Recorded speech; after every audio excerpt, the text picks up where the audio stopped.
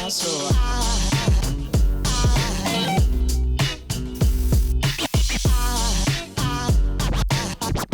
There goes a sight, there goes a sight. Now there goes a sight for muscle. Welcome to For the Road. If you follow me on Instagram, you'll know that I recently picked up the 1750 engine that I found in a shed. I wanted something a bit bigger to go into the 1300 Ti, and I thought a 1750 would be a really good option. Now, I found this with a whole bunch of other Alfa Romeo spares in the shed for about $150. And the reason it was so cheap is because it's seized. And I don't know why it's seized. It might be a warped block, or it might just have corrosion on the piston rings. I don't really know, and we're not going to know until we open it up, so let's get going. So I've had this engine for about a day now, and all I've really done was give it a good wash. It was super filthy when I got it, and you can see since then it's already started leaking quite a lot of oil. And I pulled the flywheel off and stuck it on an engine stand so we could work with it. I think the first thing to do is going to be, let's actually check if it's still seized. I pulled the spark plugs out last night and broke two of the spark plugs in the process, so the threads are now stuck in the head. But I poured some oil down just to check if it was if that would help. But it seems, nope. Still very much seized. I think the first thing to do is to drain the oil. So the story so far is this. Everything on this engine is really, really tough. I found a lot of really rusty nuts and bolts. Like I said, I broke the spark plugs. Also broke one of the threads for the gearbox mounting off the back of the motor. It's been fighting me in a lot of ways. I'm really hoping that all these difficult sort of seized bolts and things like that are just because it was sitting out in the elements.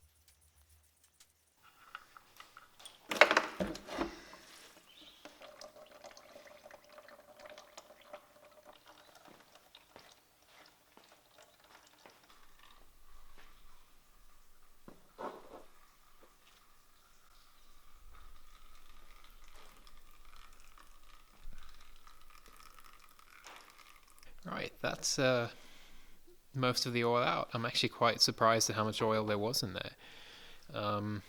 There's a bit of water in it, but I think that's from the pressure washing. Usually if a car's got a blown head gasket or something, on the dipstick and in the oil there's like this milky, there's like this sort of really milky brown sludge, and that lets you know that there's been water in the oil for quite a long time. But this looks quite clean, so I'm pleasantly surprised by that.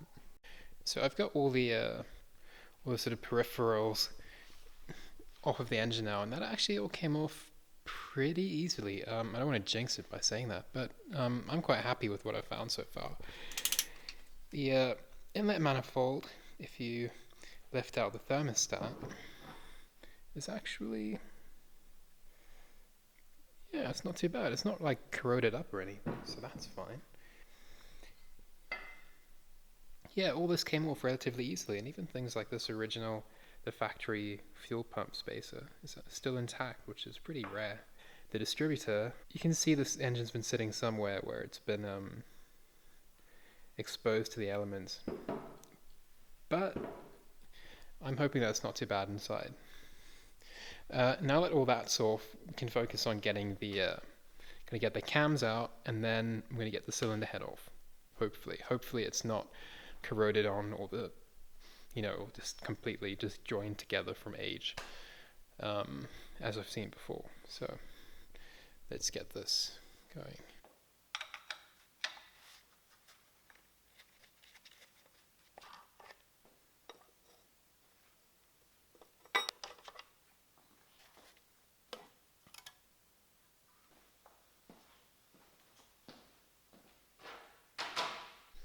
So that top cover came off really, really easily, and I can see why. Someone's been in here, I wouldn't say recently, but somebody was definitely in here Most obviously because the timing chain is already off the cams. It looks like somebody tried to lift these cams out. I wonder why. Once again, all this water that you can see everywhere is probably from the pressure washing and not from some kind of head gasket failure.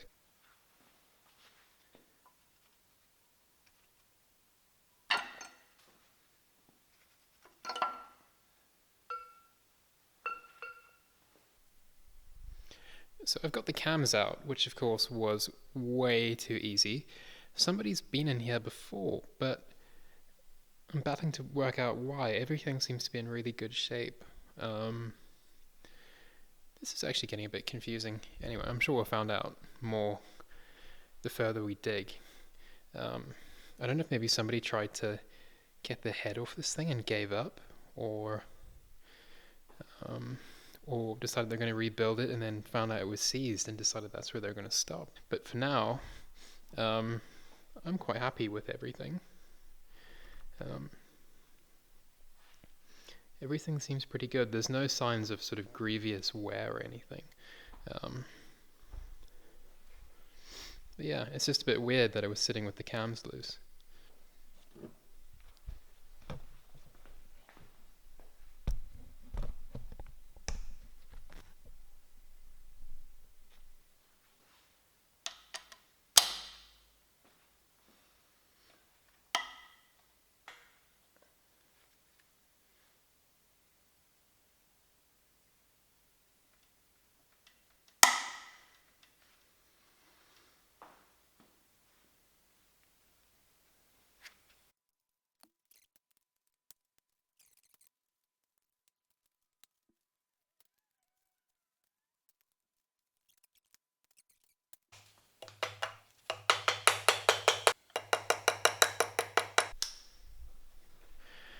So it seems like the head's going to come off this thing with relative ease. I took these bolts out and I gave it a couple of whacks under here with the nylon mallet, and you can see it's starting to separate. The last thing to do is to get the timing chain out, and on a seized motor that can be a little bit tricky, so I've just been winding this thing round and round and round. I slipped it past the tensioner so I can actually move it even though the engine's seized. And I thought I was either going insane or blind because I couldn't find the master link, but here it is. There we go. There's the master link.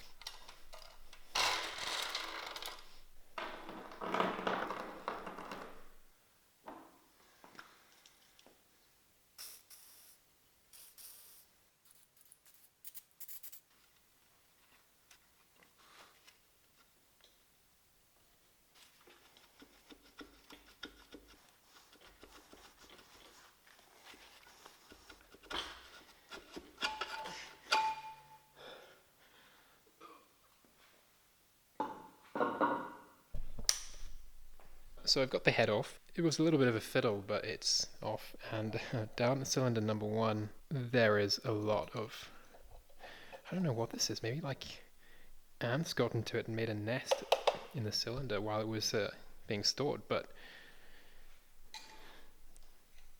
this is probably why it's all seized up. I'm not going to say this is 100% why it's all seized up. We'll see once the pistons are out if we can turn it. But that is... that's a relief. It gives me some kind of idea with what might be wrong.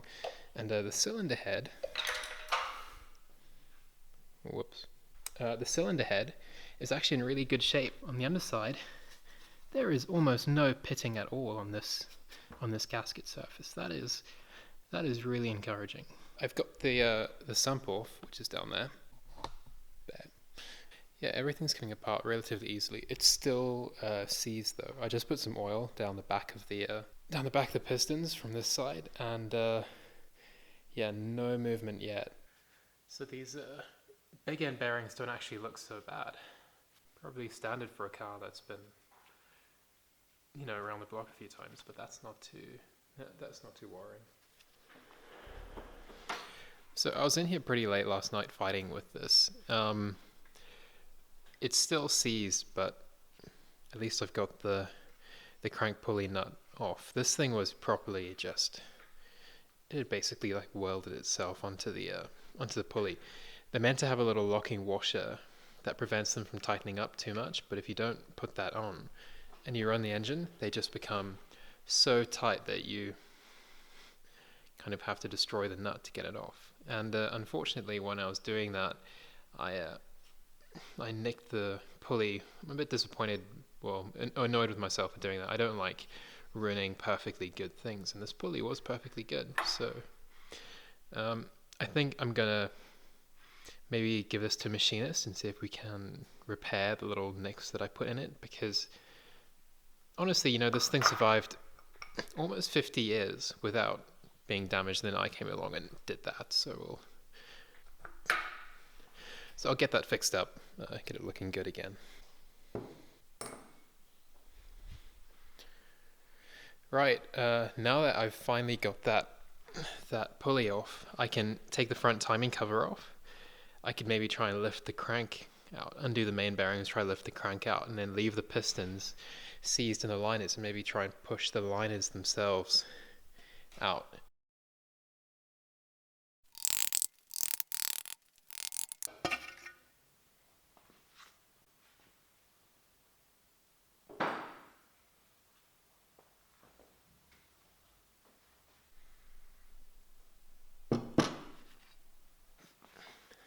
This little guy is meant to come off pretty easily. It took a couple of taps to get it to come out. This is replaceable, so I'm not too fussed about that. Gears come off nice and easily.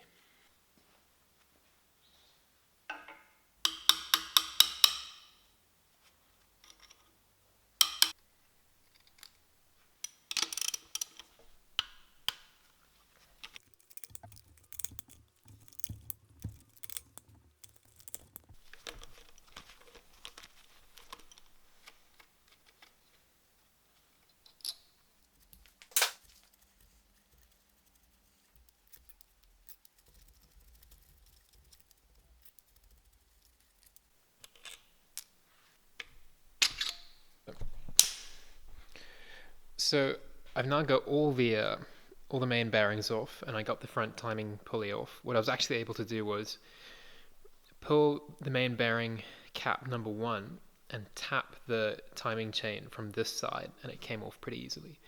I got the 5th main bearing out using methods that are dubious, to say the least, but at least none of it's damaged. Here's the bearing cap itself. Yeah, came out all right. This is from some kind of previous build. That wasn't me, I promise.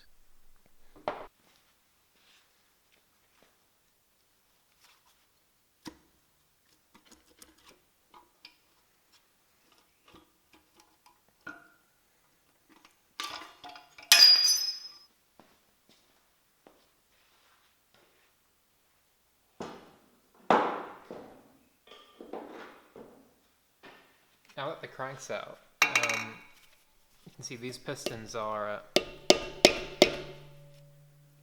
completely seized. That's what's caused this engine to seize up.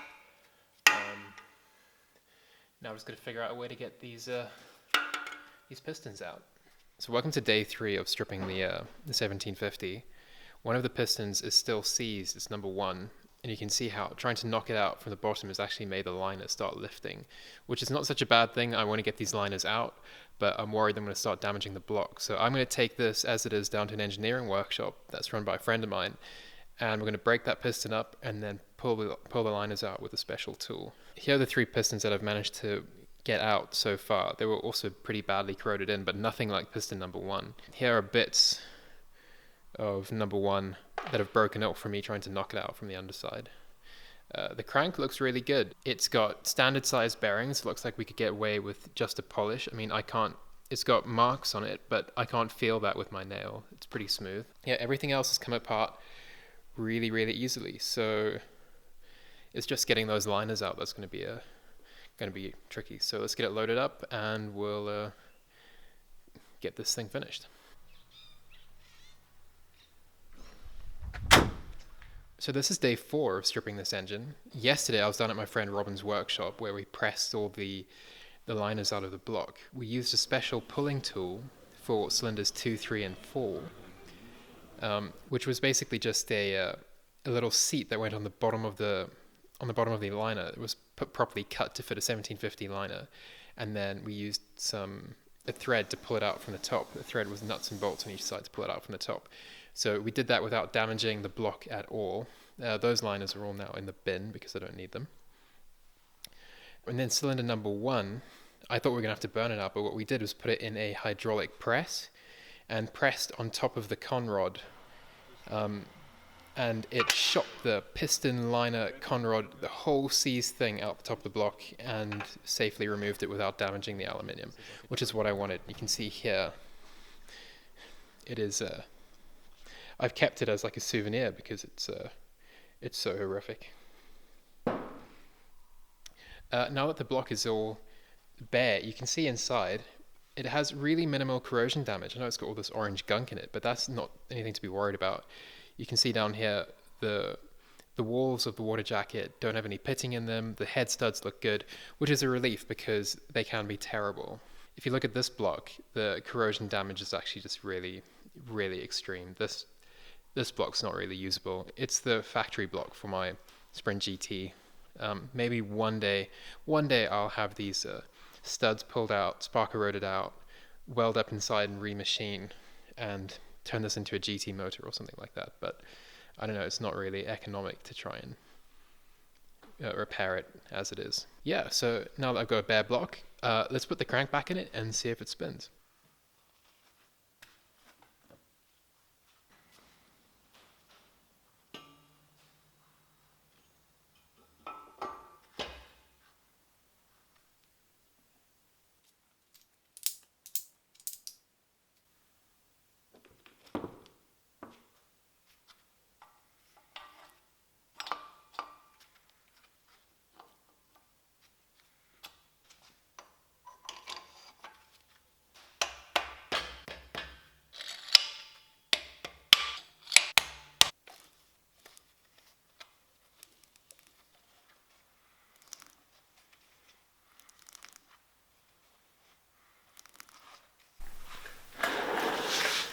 So there it is. This thing turns. That was so much more work than I thought it was going to be.